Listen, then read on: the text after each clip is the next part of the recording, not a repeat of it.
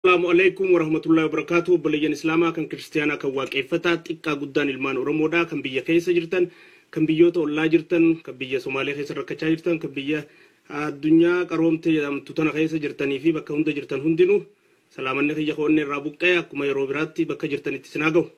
Kanattaan Suudaan sagantaa haala deemaa jiru biyya keessatti kalee fideen gaddarraa qabii edaa isaan biraan kalee jechuudha. Waan deemaa jirurraa fi hiriira guddaa as deemurraa maaltu ta'uu qabama. Maali wanni hojjetamuu qabu, maali wanni hojjetamuu hin qabne, tagaagama qabaa fi tagaagama hin qabne. Tayyattu irraa bal'inaan haasoinaa walaloo amaan nyafaroo tan biyya fi jawtanaan xiqqoo naaturaa sheer godhaa invite godha xiqqoo boodanii eegalla.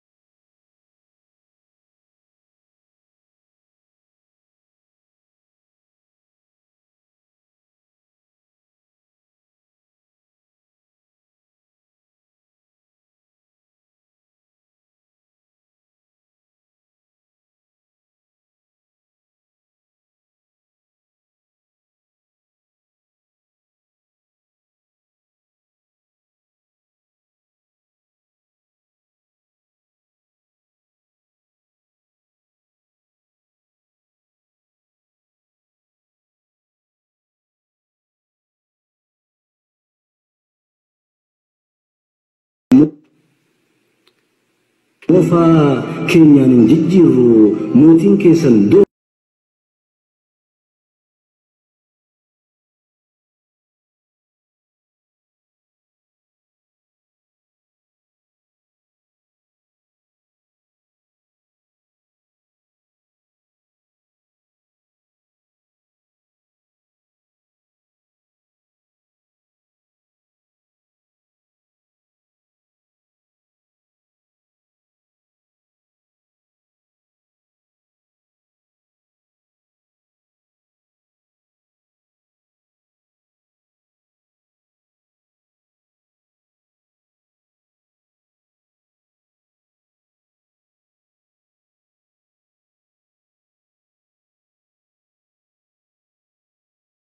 green Aye itti deebinaa isa artist Amaan Nyafaroodhaa ni beeytanii artistii beekamaa artistii sabaaf quuqamu artistii waan ummata keessa jiru laalaa diinninis firrinis ummata godhaa jiru nama jaalala saba fiitii fi ummata fi daangaan ala qabu nama dhugaa kan walaleesse kaaseen isaa addunyaarra jira bittinnaa'e anilleen kaaseeta kana akkasitti magaalarraa bitanneeti bitadha artistii keessan cinaa jabaadha dhaabbadha saniifuu jajjabeessuun barbaachisaa jechuudha walaloon inni waan sirna nafxanyootaatii fi sirna garroonfatoota irratti barreessa hedduu yuutuuba keessaa fi kana keessa ni jirti kun garuu kaaseetaan dhufee kaaseetaa kana bitadhaa isinin jenna artistii Amaan Nyafaroo bakka jirtutti galatoomis hin jenna sagantaa teenya taarraatti deemuudhaaf tarkaanfilee obboleeyyan keenya qeeroon biyya keessa jirtuu fi uummanni Oromoodhaa lafeen Harargee keessatti dheengadda kalees gaggeessaa turaniitu jira miidiyaalee adda addaa irratti fi feesbuuk irratti arkaa turtan daawwachaa turre walumaanuu nulleen faana buunee waan san hordofaati turre waan deemaa jiru san hundaa'u quba qabnaa hordofaatis turre sanirraa kaleessa gad dhufee haasa'uudhaaf yeroon arganne biiziidhaan ture jaaba malee har'allee ganamaan seenuun yeroo tiyya alatti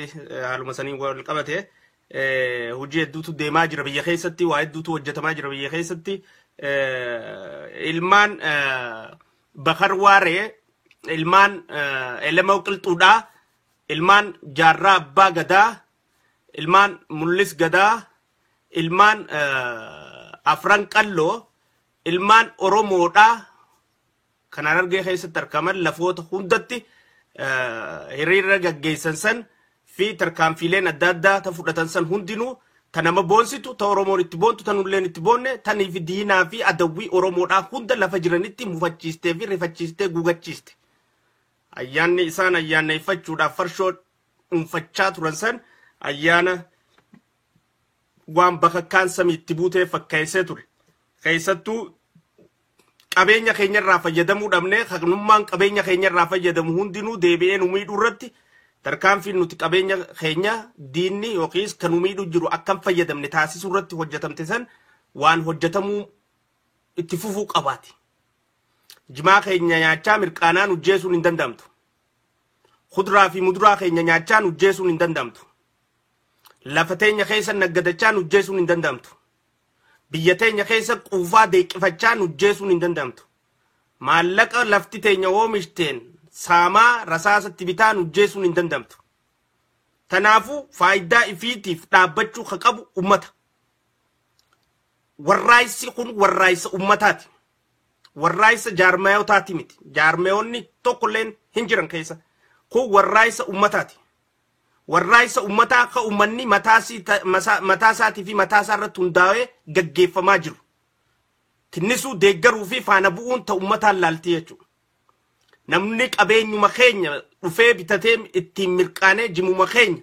kan nuti akka ilmaan Harargeetti itti arrabsamnu san jimaa akka Oromootti ittiin arrabsamnu san jimaa akka ilmaan warra re'ee dheeduu jedhamnee ittiin arrabsamnu san qame'ee sanirraa maallaqa harkatee maallaqa saniin qawwee bitee mirqaanee maallaqa saniin nujjeesuun hin taatu kun kumaa kun hin ta'u qabeenya keenya kuduraa mudura keenya nyaachaa nama keenya ajjeesuun numa hin danda'amne Tanaafu qeeroon gubbaarraa kaastee qobboorraa dadarriirraa kaasanii ilaa gadiitti baabbilee ilaa gursumitti tarkaanfilee fudhachaa turaniin qabeenyota kanarratti barbadeensa ga'een makiinota kanarratti barbadeensa ga'een akkanumatti illee jimaarratti kasaaraa ga'een tarkaanfiinsan itti fufu qabdi.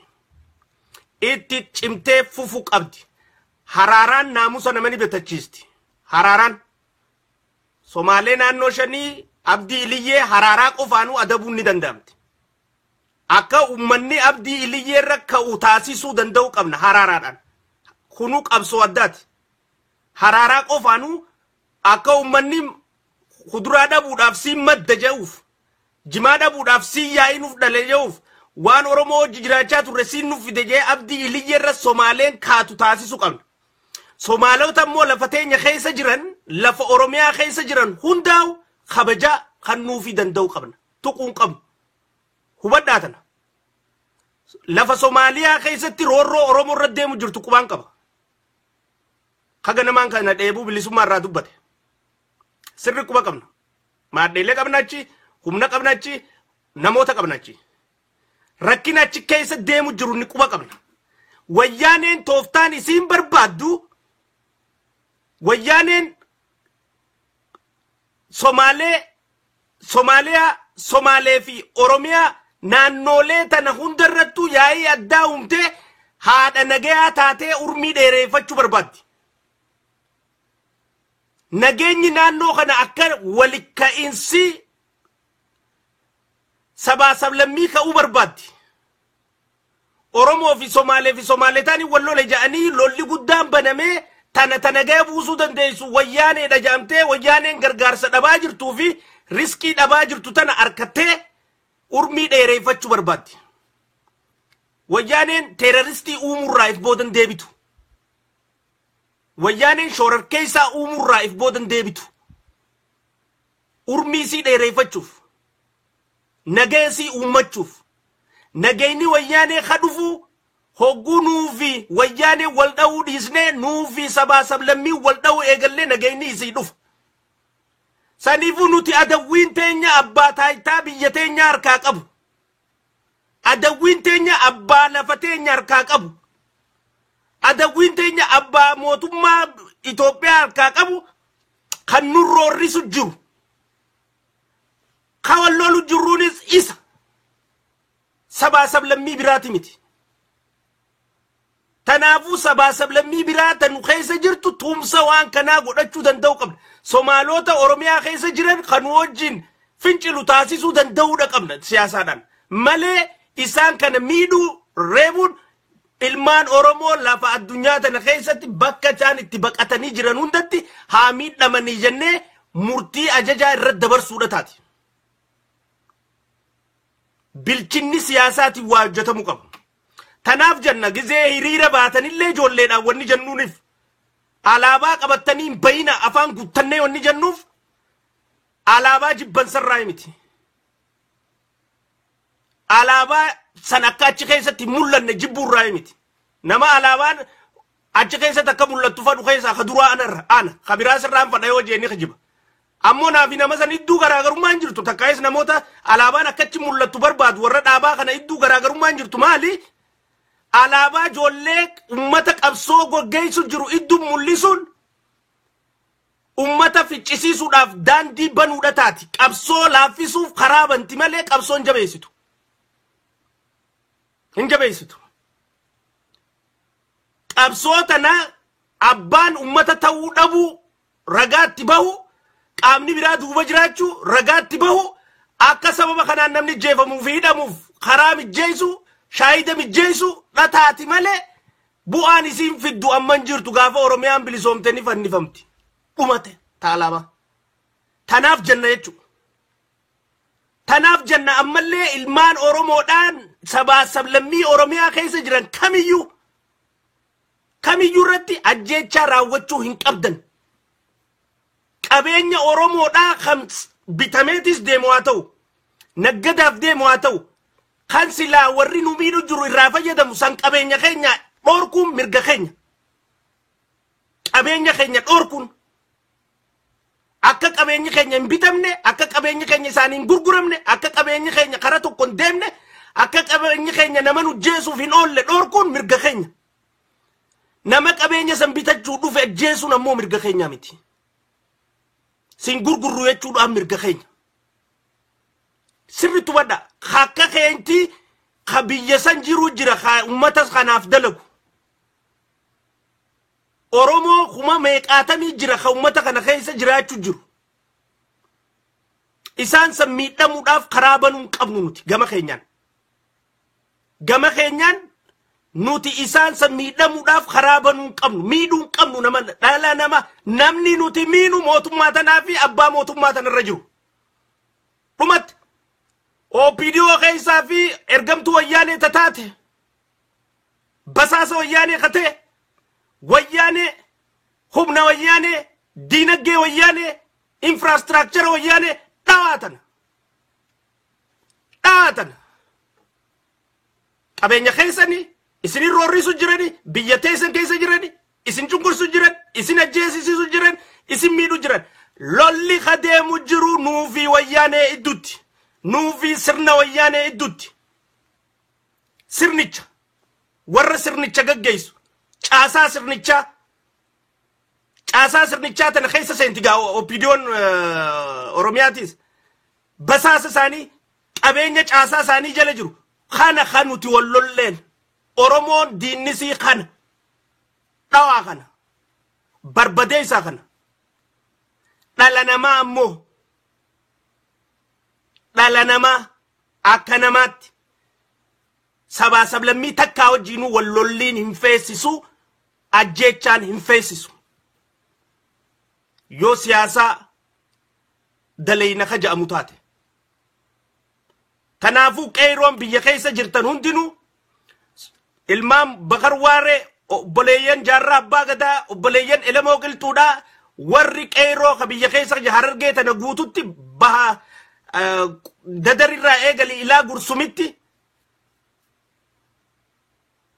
Kombolchaan Qobboon Fadisiin karaa gaara mul'ataatiin kana hundarratti hiriirri isin gaggeessitan tarkaanfiin isin fudhattan bareedaa ta'ee humna namaatii fi qabeenya sabaa sablammii yookiin sabaa sablammii miidhuu irratti if eeggannaan cimaan gaggeeffamuu qaba. Sabaa sablammii nuti Tigre Eertiraadha maali Somaaleedhaa wajjin diinummaa hin qabnu.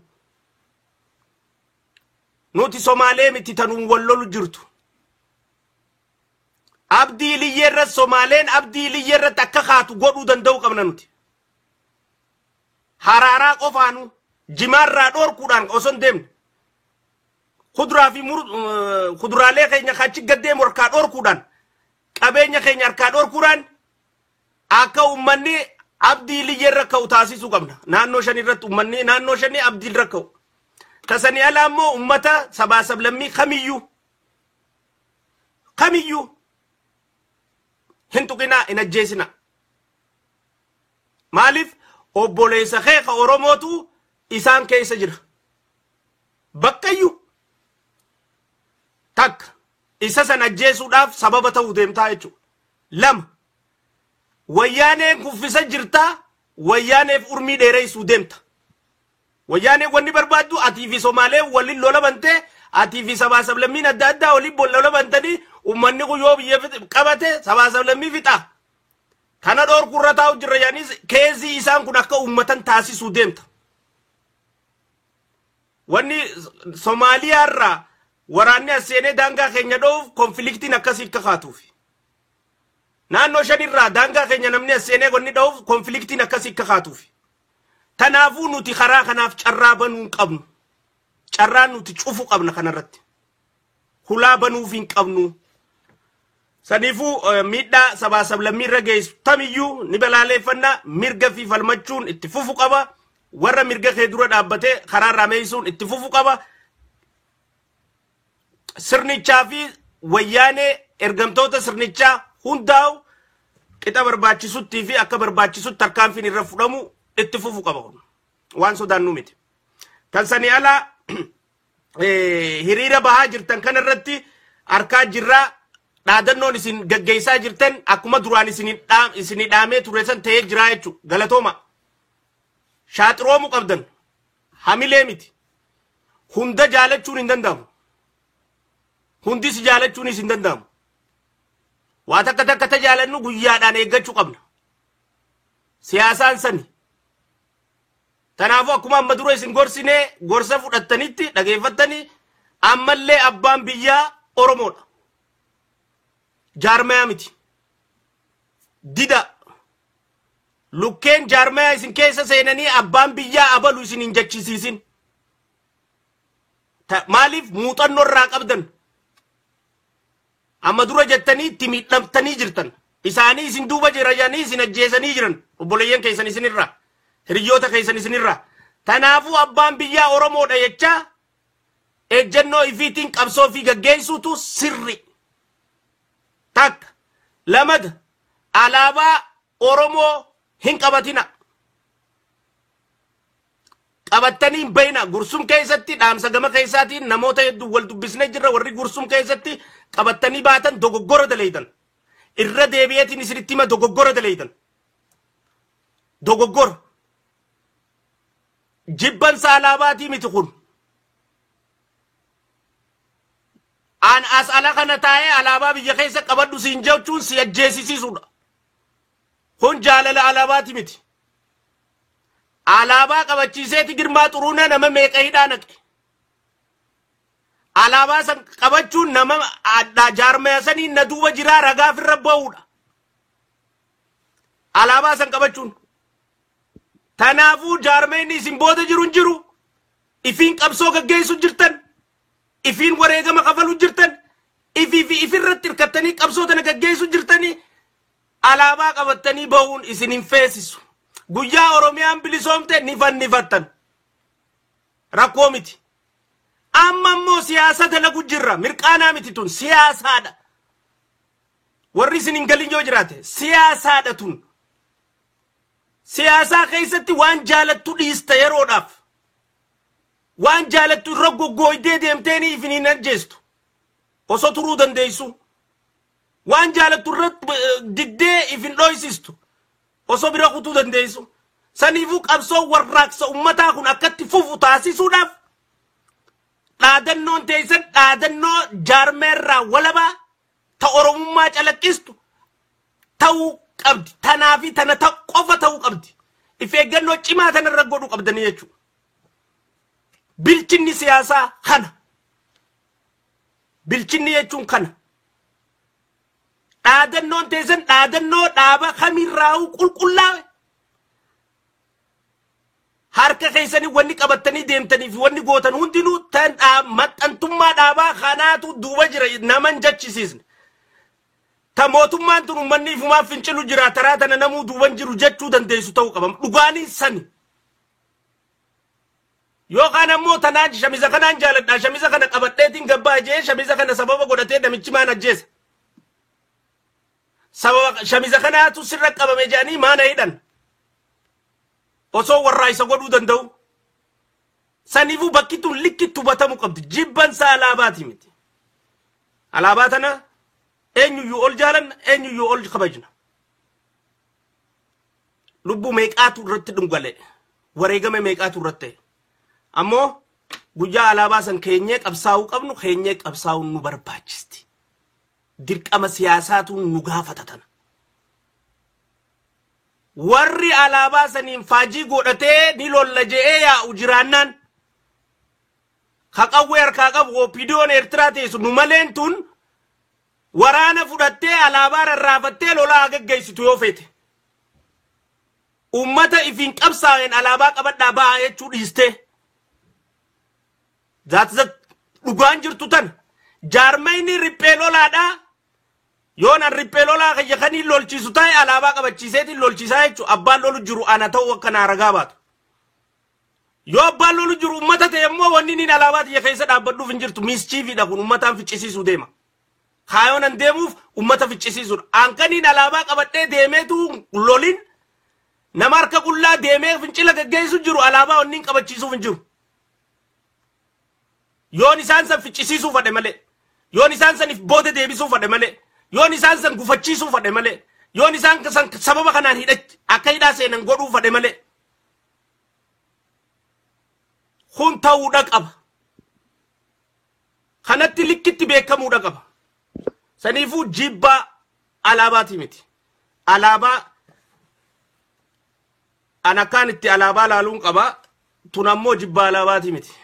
Siyaasaadha. Tun akkanatti hubachuu qabdan ijoolleen gursum amma booda waan akkasitti hin deebinaa waliin haasofnee jirra. Ammallee itti hin deebinaa. Qulqullaa'uu qabsoo ummataatutti jira. Ummanni ifirratti hirkattanii qabsoo gaggeessuu jirtan itti oofa. Gama biraatiin hiriira khamisa kana as deemu irratti waa takka jechuun barbaada. Hiriira guddaa as deemaa jiru irratti. Hiriirri guddaan as deemaa jiru kun hiriira milkiidhaan xumuramu ta'a jennee abdanna. Hiriira kanarratti wanni nuti dhaammannu keessaa guddaan hiriira hogguu baatan cahuu dhiisa. Takka. Hiriira hogguu baatan cahuu dhiisa. Qindoomina gaarii qabaadha. Ka dubbatu, ka jalaa qabu, ka eegu, moggaa afraniinuu ka tiisu qabaadha.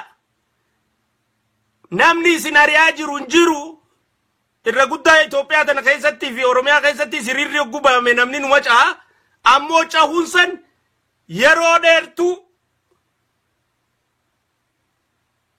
humna jabduudhaan hamilee gaariidhaan hiriira keessanii fi waan gaggeessitan kana akka milkooyne isin taasisti. Yeroo gabaabduuf ceetaniituma hafuurri isin iccitee namuu bittinnaa'ee bakkayyuu faffaca'uudhaaf iddi. Tun ammaas nyaapha nama nyaatu ka wayyaanee kanaa fi ergamtoota wayyaaneetiif laaffatti jechuu laaftutti karaarraa isin guuruun organaayizir taatanii kara tokko bakka takkaa baatanii bakka takka geessanii waan silaa raawwattanii bakka takkaa galuun barbaachisaadha. Naamusni kana keessa barbaachisaadha jechuudha. Barbaachisaadha. Naamusni guddaan. Hangama kanaan lukkeen adda addaa isin keessa seenanii akka gaafa amma duraatti awwadaa keessa rasaasa isin keessaa dhawanii isin ficcisiisan san. Rasaasa isin keessaa dhawanii isin ficcisiisan wanni akkasii godhamuu qabu. Tasuma. Lukkeen adda addaa biyya keessa jiraachuu ni beekna. Saniifuu wanni waan kana dubbannuuf qabnaa jechuudha. Waan kana dubbannuuf qabna. Qabsoo ummataa waan fashaleessuu barbaadu hunda ittisuu danda'u qabnaa jechuudha. Dhoorkuu danda'u qabna. Saniifuu warreen wajjin baatan kana hunda kabeeytan ta'uu qaba. Namoonni akka gandaa wal beeytan. Wal qoroch warra isin hin beeyne hamma duran arkin isin keessa seenanii lukkeen adda addaa isin keessatti boombii darbuudhaan isin keessa waa godhuudhaan isin irraa waa darbuudhaan isin keessa rasaasa dha'uudhaan dhumaatii adda akka isin keessatti hin finne organizing committee sochii gaggeessitu tun ija bayyanootaatiin warra tikaa gaggeessu hiriiraa kana to'atuu fi hordofu qindeessitee oofuudha qabdi. Maaliif yoonan keessa jiraachuu baadde marree haataatu harree takkaatu deemaa jira. Saniifuu ummanni Oromoo ifiifuu biliseemsuuf qabsaawaa jira. Waan kana muufachiisee ummata kana jiilchee if booda deebisuu qaamootan barbaadan hedduutu jira. Hedduutu diina qofaa miti Oromoon akka gabroomtee taa'uu barbaadu. Kan keessa jiruus ni jira. Badaan ammaas kan keessa jiru kana. Badaan kan keessa jiru kana. Tanaafuu kan keessa jiru kun nu keessa badii dalagee nu ficcisiisuudhaaf waan hin goone. Tanaafuu to'adha. Akka ilmaan ganda tokko bahuu deemutti naannoon 11 Oromiyaa hundi hiriira kanarratti hirmaachuu qabdi. Qoodarraa fudhachuu qabdi. Naannoon takka baatee naannoon takka hafuun wayyaanee yaada malee kara tokkorratti akka xiyyeeffattu taasisa. Bakka hundaa bahuun ammoo wayyaanee yaannisii akka bittinnaa'u taasisa. Humna wayyaaneedhaa gargar hiruudha taasisa. Baadiyyaa hunda wayyaaneen tara takka waliin gahuu hin dandeessu rabbii miti isini. Saniifuu bal'ina rabbi nuu kanne kanaa fi heddummina rabbi nuu kanne kana fayyadamnee wayyaanee gamanaa gamasin cinquu danda'u qabna. Bal'ina keenya kanaan itti fayyadamuu qabna. Heddummina keenya kanaan itti fayyadamuu danda'u qabna. Wayyaanee if boodatti ittisuu danda'u qabna. Akka yaannisii harkaa bittinnaa'u akka humnisii harkaa harca'u isinuu to'achuudhaaf humna osiitii ol akka ta'utti naannoon 11 Oromiyaa hundi waan kana keessatti hirmaachuu qoodarraa fudhachuu danda'uudha qaba jechuudha. Bifa qindaawaa ta'een. Kan sanii alaa warreen lukkeen isin keessa seenanii isin jeequu barbaadan ni jiranii lukkeen san eeggadha. Hatta opiidiyoon namni ammaan tana kanatti gaarii dha jechuun jiru tun isin keessa seentee waa godhuurraa hin deebitu ergamtuun eegu viidiyoodha hin deebitu eeggachuu qabdanii jechuun beekuu qabdan hogguu waan takka gootu eenyu gama kiyya jiraa fi eenyu gama kiyya hin jirre adda beekuu qabda akkasitti hawaayuu wayi wajji mari'achuu dandeessu hawaayi wajji godhuu dandeessu warra itti amanee fi itti waan kanatti dhibbarraa dhibbatti quufa qabu hunda if cinatti hiriirsitanii diinni isin keessa lukkeen seenee akka waan kana isin harkaan fashaleessine eeggachuu danda'uu qabdan. Sila ittisa liyyuu poolisaa haa ummanni keenya firraa geggeessu jiru kana keessa lukkeen seenuu danda'anii qaaxa ummanni keenya dhume. Qaaxa ficcisiisan ummata keenya. Qaaxa ficcisiisan sila. Maaliif keessa mul'atanii dhawwisiisuudha kaayoon. Ammoo ummanni kara deemuu qabu. Kaydate ummata akka firraa ittisu jiru ummata. Tanaaf gargaarsi ummata irratti illee deemuu qabaasi gargaaramuu qabaasi wanni jennuufii fi wanni tana irratti yeroo hunda xiyyeeffannuuf sanii jechuudha. Saniifuu abbaan qabeenyaa isini. Abbaan biyyaa isini. Warri madaa'u isini. Kan wareegamu isini. Kan injifatu isini. Kan injifatamu isini. Yaadaan isin hojii madaa'uu dandeenya nuti. Yaadaan isin hojii cinqachuu dandeenya. Hanga guyyaan ga'ee qaamaan isin bira dhufnutti ammoo waan kanatti jiratu isinuma. Isin bal'inaan nu ol waan kanatti kasaatii fi maansaa eeggachuu danda'uu qabdanii jechuudha. Shawwadamuu qabdan. Sobamuu qabdan. Bilchinni jiraachuu qaba. Qindoominni jiraachuu qaba. Hundina haa jaalatu. Hundaan fakkaadhaan hin taatu. Tanaas godheetiin tanaas godhaatti luus goota. Luus goota. Ta godhuu qabdu qofa keessaa filattee tatti aantuuf tartiibaan oofuu danda'uu qabda. Prioritizing. Ta dura dhufuu qabdu dura godhaa tatti aanuu qabdu itti aansaa deemuu qabda malee hunda birattiin bakka takkaa gadiin bahan miidhaadha qabdi. Faayidaarra. Tanaafuu tanarratti akeekkachaati fi bilchinaan ummanni keenya akka sossoo barbaannaa jechuudha. Gama biraatiin gargaarsota addunyaa irratti Oromoo Harargeetiif guurramee ilaalchisee gargaarsonni Oromoo Harargeetiif ummanni Oromoodha addunyaa irra kennitan hundinuu iyyansa keenya ana Caffeeraa Misi Saaliyaa Falmataa Ibrooti obboleeyyan keenya kabiraa hundaa'u dhageessanii iyyansa asirratti Kaabuttaa akkanumatti illee Amboo Saami Ali Odaa Doogii Kiyaar Bashir dheebuu bilisummaa obboleeyyan keenya kana hunda warra maqaan dhayin hunda warra dhugaadhaan wanni kun akka gargaaramu barbaadu irratti daleeydan hundinuu galata qabdan. San caalatti ammoo akka nama tokkootti fi akka hangaasaatti gargaarsa addunyaarra guurame kana qixanni deemaa jiruu fi bakka inni gahaa jiru hundaa'u odeeffannoo gahaa qindeeffachaatiin jiraasi harkachaatiin jira. Gargaarsonni maallaqaa warri isin harka jiru. Hangama kiyyaa maallaqni na harka dhufe hin jiru. Akkana harka dhufuu isin barbaadu. Warri maallaqa guurtanii isin harka jiru immoo dhageeffadha. Maallaqni kun ummataaf guurame. Ummata biyya jiruuf guurame. Guyyaa maallaqni kun ummata biyya jiru kana bira ga'u hanqate an dubbachuurraa gad hin deebi'u takka. Lama guyyaa maallaqni guurame kun shanee harka seene an dubbachuurraa gad hin deebi'u. Shaneen maadheelee isii harka qullaa kijibaa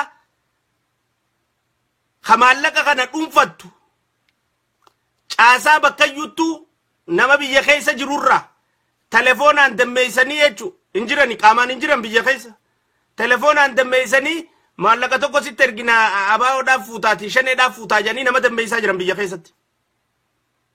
Maallaqa addunyaarra guurame kanaan bakka inni jiru hunda ni beeyna bakka itti ergamu jiru hunda quba qabna guyyaa maallaqni ni raallama shanee harka seene anasit dhufeetiin himuutaa isiniin akeekkachiisu jira warra maallaqni isin harka jiru tana jala muraa beeka akka amma dura 70 guurtanii shaneedhaaf geessitan masgida keessaa isin ittiin dhiisuwan keessan guuraati geessaa malee ka ummanni ummataan gargaaramu je'ee kanne kanan hiira lama niiraa lama fuutanii akka ummata kannitan hin barbaannu nuti. Shaneen diina qabsoo Oromooti. Adawwii maallaqa ilmaan Oromooti. Adawwii qabeenya ilmaan Oromooti. Niiraa lama waan ummataaf guurrame kanarraa qabsoo biyya keessaa ta'u ummata cinaa dhaabbattuuf niiraa guurramte tana niiraa lama karaa malee deemnaan dhagayaa jirra nama tumtuu nama niiraan qabne ka qabeenyaan qabne ka biyya keessaa eeguma gargaarsi kun deemu jiru minibaas bitatee jira. Isinitti muttiin jira dhageeffadha. Fira keessanii maallaqa erguun hin danda'amu. Soddaa keessanii maallaqa erguun hin danda'amu. Aalii teessanii maallaqa erguun hin danda'amu. Namaa fi ummata san biratti amanamaa ta'e ka maallaqa kana imaanaadhaan ummataa kannu bira maallaqa erguu danda'u qabdan. Shaneen amma ilkee hunda qarattee wanni bakkayyuu cahu jirtu maallaqa guurame kun hisaabaa ol ta'uu ni beeyti maallaqa kana nyaachuuf cahaa jirti. Nulleen ummataa hojii ka waliin bu'u jiru maallaqni kun shanee harka akkan seenneef. I would like to make it clear for once and all. Warri maallaqni isin harka jiru. Yoo maallaqa kana karaa feetaniin Oromiyaa neeyxan bakka isin neeyxan san arraan tana quba qabaachuu dandeenya nuti. Nu jalaan bahu. Meeqaa cinaaqsan dhaqee, meeqaa mi'eessoo dhaqee, meeqaa gamana dhaqee, meeqaa gamas dhaqee halkanii guyyaa hordofu jirraa ni beeyna. Isinit dhufuu teenya. Saniifuu niiraa ummanniif miidhee jaalala ummataatiif qabsoo ummataatiif kanne tana yoo ummata bira akkan geenye ka gootan taate wal dhiisuun teenya. Ammaan isinit dhaama. Tanaafuu waliin nun bobbaasina. Namni nuti bira kun nun jiru. Kan nuti bira kun nun jiru. Qabsoo tana dura gufuun taajee namicha dhaabbate. Qabsoo ummataa dura gufuun taajee namicha dhaabbachuu barbaadu. Garagaggal, ayyaallallata, fakkeeffata, hijiba, hunda abbaa fadhee bira kutuun teenyu nuti. Ejjennoo qabna, murannoo qabna. Namni nu haa jaalatu waan dubbannu, namni nu haa jaalatu waan goonu. Ummata keenyaaf faayidaa ni qabdi jennee yaannee goona. Gamana jaalala harkadhu, gamana jaalala harkadhuuf hin goonu. Abbaan fadheen waa jibbu. Ummata keenyaaf faayidaa qabaannaa waan san ni goona. Saaxiluun maallaqaatu nammaas ummata keenyaaf faayidaa qabdi ni saaxilla. Urmii teessanitti waan ummataa maallaqa ummataa guurramu keessa akka isin hin seenne taasisuu hin danda'amaa jechuudha. Kanaafuu warri maallaqni isin harka jiru saditti yaada. Waan quba qabnu maqaa quba qabnuuf hangana irraa isin xu'ina. Isin bira dhaqeetiin deebi'u jira laala akkanatti. Waan hin quba qabu jira. Taniin jarjareen dubbadhu jee callisu jiru. Isin bira geetiin deemu jira. Akka caasaan itti jaaramte ni beekna. Akka waa itti jaarame ni beekna. Akka itti ergamu deemu quba qabna. Bakka dhaquu deemu quba qabna. Hin ta'uu jijjiiraa isiniin jechu jirra. Akkisan hin ta'uu maallaqa shanii harka naqu yaatanii adda nu baasu yaatanii wal nu lolchiisu yaatanii isiniin jechu jirra. Nuti arraan tana namni nuti maallaqaan bira dhaabbannu ummata biyyaatii fi nama biyya keessa seenee ni lola jau takkaa ka ummataa wajjiniin biyya seenee falmaa gaggeessa jau cinaa qofa dhaabbanna. Oromoon qabeenyisi wayyaanee irraa kaasuu fi biyya irratti abbaa biyyaa ta'uu qofa irratti qabeenyisi dhangala'uu qaba amma booda. Period. Kasanii alaa abbaa fadhe kiisha isaatii baasee kan nuuf ni danda'a nama fadheef. Mirga isaati san. Waan akka Oromoo walitti qabame immoo ka qabsoo Oromootiif walitti qabame immoo ka gargaarsa ummata biyyaatiif walitti qabame immoo kun kasaatii miti itti ajajuu hin danda'u. Waan ummataati ummata san bira gahuu qaba. Tatti fuudhanii jaarmayaan kannanii miti. Madura kana 70 Ameerikaa tana keessaa kan namuun ni yaadatama. Doolaarri 70 imagine. Doolaarri 70. Karra ummanni keenya biyya keessaa firii dhabne jee boo. Karra ummanni keenya biyya keessaa rakkatee iboo. Madoo ollaanachuu dadhabne jee ummanni keenya boo. Kanaafuu itti gaafatamummaan ni dhufti. Isin bira gaheetiin deebi'u jira. Adda faca'uu teenya akka ammatti ergu yaatan hin ta'u. Daandii dogoggoraatti ergu yaatan if beeka abbaan itti himu jiru. Daandii dogoggoraatti ergu yaatanii maaliif abbaan kun if beeka namni bargisee ati waa dubbatte tunnaafi ni beekanni. Daandii dogoggoraatti ergu yaatanii dhiisa dhoorka deebisa daandii haqaa taanitti erga niiraan tun shanii harka seennaan niiraan tun attoomsaa harka dheeynaan niiraan tun warra attoomsaan ergee harka dheeynaan wal dhiisuun teenyu isin saaxiluu teenya tana jala mureetiin isin hima takka lamada maallaqni addunyaarra guurame kun akka nama tokkotti Harargeef jeeti Oromoon dirmatte Oromoo gizee jennugaa Oromoon dirmatte maallaqni kun rakkootu Harargeetti jabaatee fi yeroo san Harargee qofaaf guurame eegas booda rakkoon jabaattee jirti Baaletti eegas booda rakkoon jabaattee jirti Booranatti tanaafuu warreen koreen maallaqaa ta addunyaarra bakka iyyuurra jijjiirtan maallaqa isin harka gee kana hundaa'u karraa duruu ergitanii kaga ergu yaatanii isin harka tafee jiru Baaleefis qoodaarraa Booranaafis irraa qooda dhugaa jirtuu tana qabsoodha tanaafuu maallaqa isin harka jirurraa obboleeyyan keenya ka Baaleetis miidhamaa jiranii qoodaaf obboleeyyan keenya kan Booranaatis miidhamaa jiranii qoodaaf eenyuyyuu Baalee fi Booranaaf jee niiraan kannine Harargeef jee kanname dhuga ammoo rakkoon gizee dhufteef obboleessi daabboo adda hirata hoggu muddamni dhufe obboleessi bishaan adda qicata hoggu cinqiin dhufte obboleessi shamiza adda ciratee uffata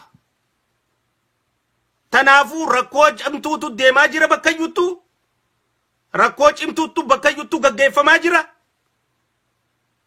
Harargeef jaamellee guuramu Harargeef jaamellee arjoomamu Harargeen Baalees Booranninis Harargeedha maallaqni kun isaaniif isaa qoodamu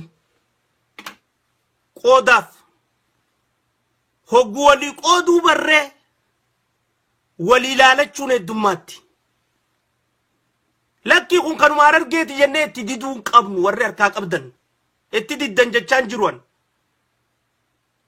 hoggu isinirraa kaatee lakkii boo waan kana Harargee jecha guurtani ammoo rakkoon amma Baalees ni jirti rakkoon amma Booranaas ni jirti abo Booranaaf sanganaa erginu asiif sanganaa erginu yaamaan gamanaa fi gamanaa raayis bakka yoo waliin geenyu jaa taarkaa qabdan tana adda hira Oromummaan sani tokkummaan sani kaayoo takka qabaachuun sani walabummaaf wajjin qabsaa'uun sani boru yoo rakkoon bakka biraa kaatee eegas Harargeetti kakaatu taate akkanumatti aboo duraan Booranaaf guurameeti Harargeetti illee rakkoon ka'u jirti yaaboo fuudhaa Harargeef illee hiraa jechuun dhufte rakkina qabsoo gaggeessinu tana keessatti rakkoo Oromiyaa keessa jirtu hundaaf waan ummanni arjoomu qixa barbaachisutti bakka yuraabsuudhaan waliin ga'uu danda'u qabna tokkummaa alaa keenyaa warra waa arjoomuu kajabeessu kana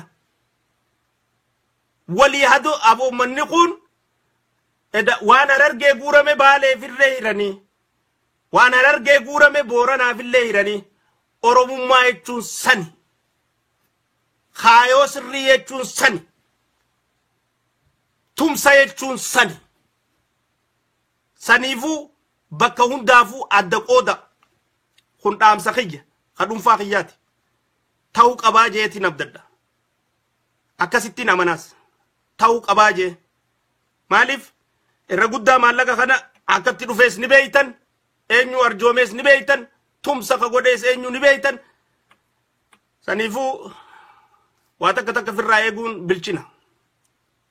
bilchina waa firraa eeguun bilchina saniifuu waa firraa eegaa warri waa isin harka jiru waa firraa eegaa akka koreen mari'adhaati obboleeyyan keenya ka Baaleetii fi obboleeyyan keenya kan Boorana jiraniif qoodaa maallaqa adda ergaaf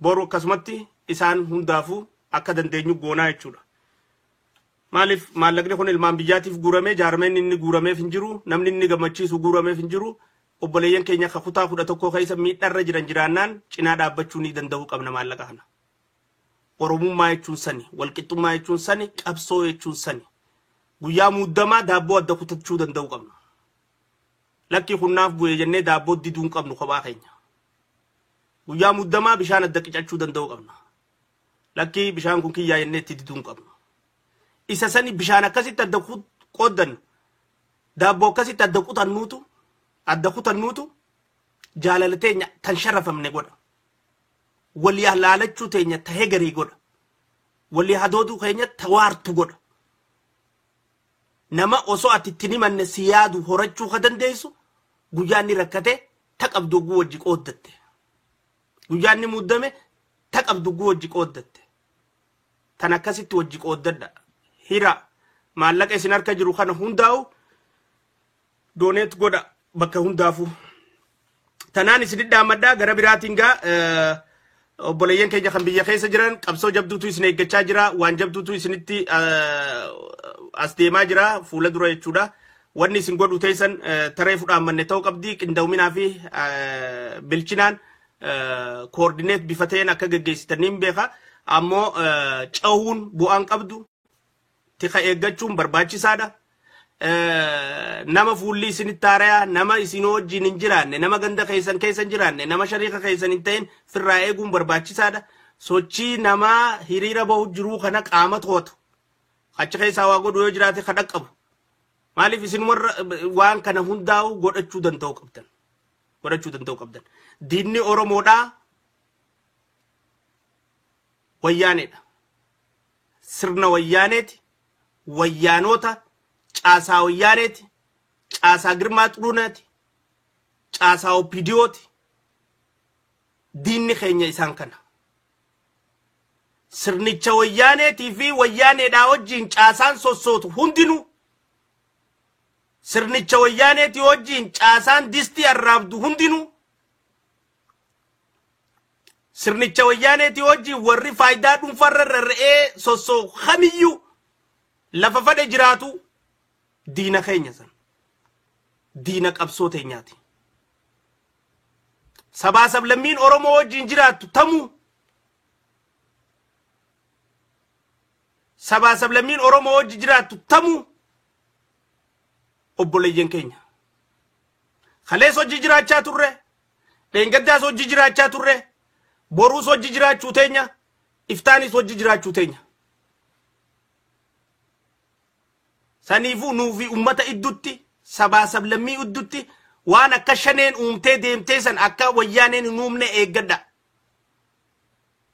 waan akka shaneen ummataa fi oromoo iddutti uumtee gaafa 1990 takkaa biyyaa deemtee san akka amma wayyaaneen isin iddutti hin uumne eeggadha tadabarte irraa waa bara tadabarte san irraa waa barree eeggachuu danda'u qabnaa jechuudha faayidaa nuun qabu nuufi ummanni waliin bu'uun sirnichaa fi nuyi ka waliin jiru sirnichaa fi ummata ka waliin jiru sabaa sablammii miti saniifuu nuti dahoo sabaa sablammii ta'uu danda'u qabna caayaa sabaa sablammii ta'uu danda'u qabna warra sabaa sablammiin abdatu ta'uu danda'u qabna warra sabaa sablammiin yoo oromiyaa sana bilisoomsineellee keessatti fin dhaammoonne ta'uu danda'u qabna obboleeyyan keessan kan somaalee kan sabaa sablammii adda addaa akka gartan hunda we are brothers and sisters jaa hujii siyaasaa dalagaa dabra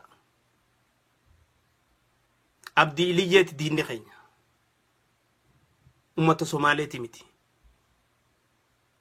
tana bifa saniin hubachuu danda'u qabna bifa saniin irra dalaguu danda'u qabna yoo kana goone obboleeyyan keenya keessattuu dirmachuu addaa ka barbaadan obboleeyyan keenya kan somaalee keessa jiran miidhamaa jiran ganama kana dheebuu bilisummaa irraa haasee jira waan sirrii haasee waan dhugaa haasee miidhaa addaatu irra gayaa jira obboleeyyan keenya achitti roorroo addaatu irra deemaa jira nama hedduutu reebamaa jira nama hedduutu qabamee jira nama hedduutu gudeedamaa jira dubartiin ijoollee nama ni beeytan nama keenya Somaaliyaa keessa meeqaa jira kuma meeqaatamii jira nama keenya ni beeytan we have to think twice tar lama sadiyaadu qabna guyyaa nama kee kudhana nagaya baasuudhaaf nama tokko ka diinaa gadhiistuu jira yoo diinallee ta'e maaliif lubbuu kudhantaan baraaruudhaaf nama tokkicha san aarii inni si godhu jiruuf takkaa namni biraa si godhu jiruuf yoo dhooyte yoo jeeste immoo lubbuu kurnan obboleeyyan kee kaanii ajjeesaa dhaamsa dhaamu jirta saniifuu waan hojjannu hunda keessatti bilchinaa fi ifeeggannaa wanni godhutun taargeetiin sii maali, bu'aan sii maali, faayidaan sii maali, khasaaraan sii maali, yoon tana godhe wanni nan fayyadamu maali, yoon tana godhe khasaaraan na dhuftu maali, akka sabaatti jennee laaluun nu barbaachisa. Nu barbaachisa. Saniifuu dinagdee wayyaaneedhaan sossoo'u, qabeenya wayyaaneedhaan sossoo'u barbadeessa. Inni rasaasa isinif bitee isin ajjeesu jira. Nama biraa immoo ka qabeenya keessanirraa waa bitachuu dhufe qabeenya keessan dhoorkaatti gurguru. Isan tuqina.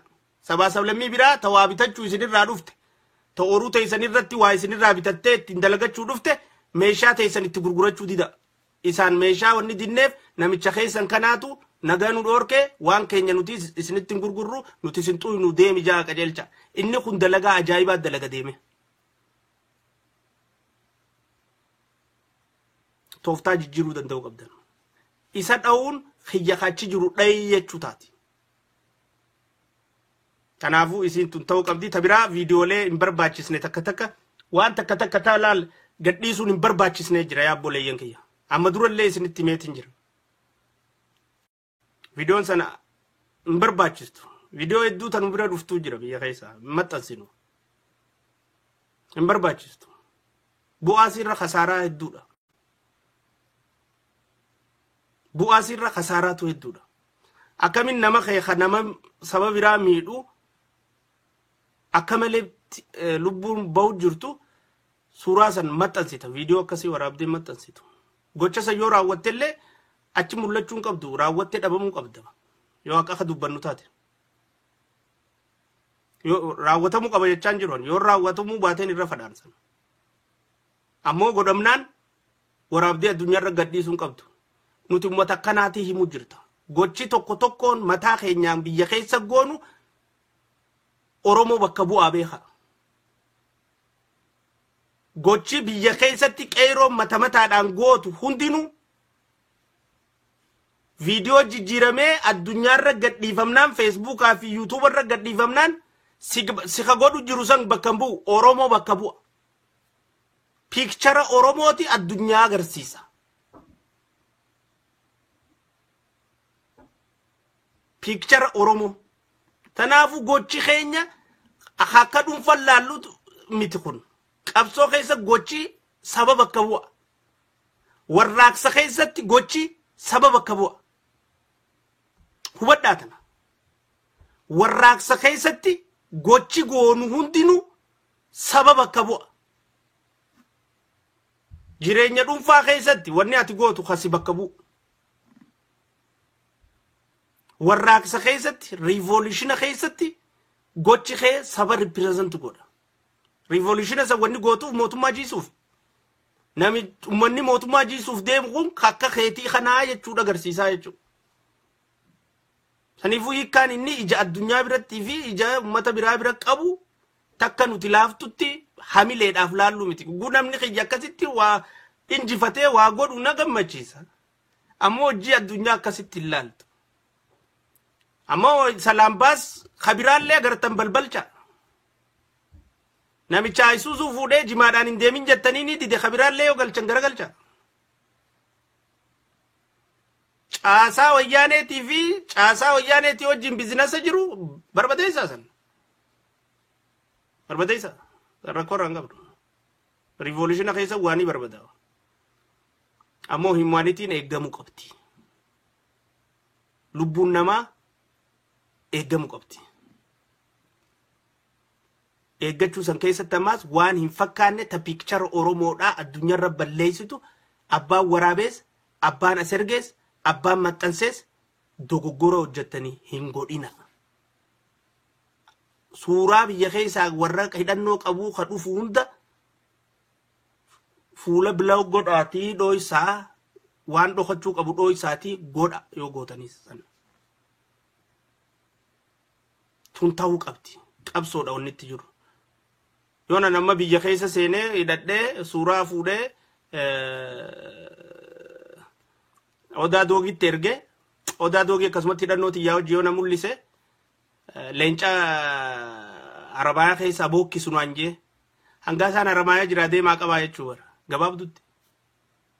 ija siyaasaatiin namni basaasaa gizee ilaalu hangaasaan haramaaya jira hidhatee deemaa qaba jechuudha.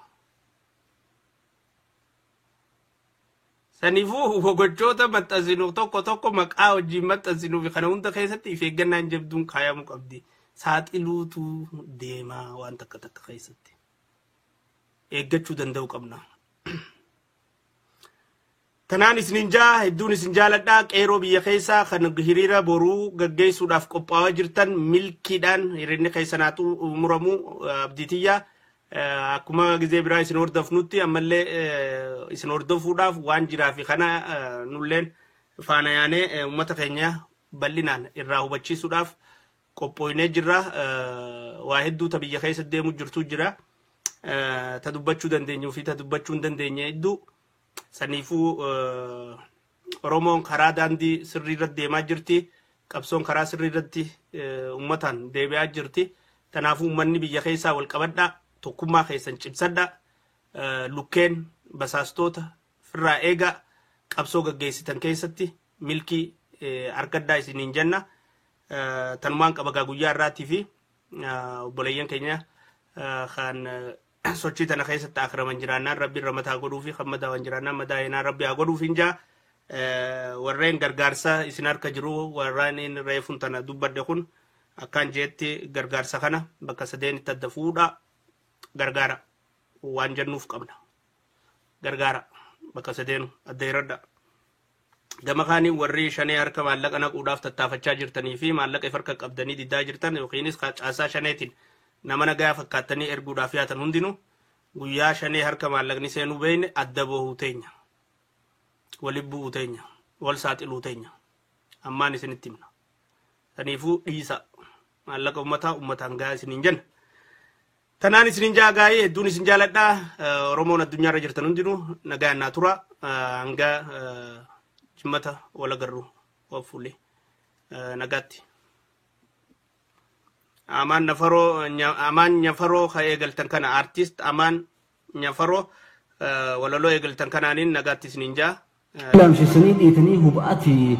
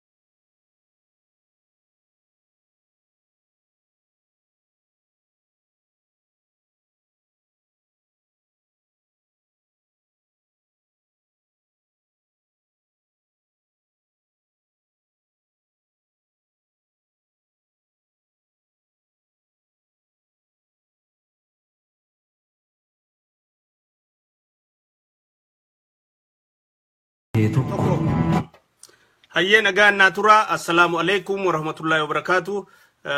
Amaan Nyafaroo artist Amaan Nyafaroodha. Sirbi wanti walaloonsaa ta'e akkaan namatti toltu magaalarra jira. Dukkaannan Oromoo bakkayyuu jiru irraa bitadhaa. Cinaa dhaabbadhaan isiniin jaa. Walaloon tunifiifuu haasawa abbaa fadheerra caalti. Haasawa abbaa fadheerra. Qabsootti nama kakaastu kan dhugaa Oromoodhaa roorroo keessa jirtu ifa baastu tanaafuu bitadhaa. Ti artistis cinaa dhaabbadhaa isiniin jenna. Nagaan naa tura hanga wal agarru.